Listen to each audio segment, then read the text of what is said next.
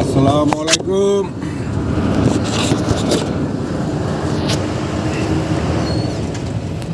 আমরা বঙ্গবন্ধু চ্যানেল দিয়া আজকে যাব এই বড় গাড়ি নিয়ে।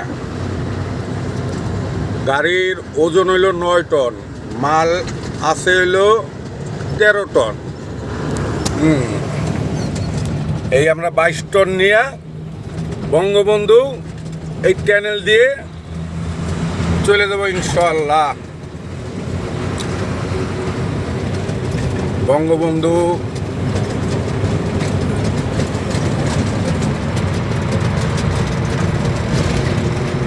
আজকে এই 22 টন, গাড়ির ওজন হইল 9 টন।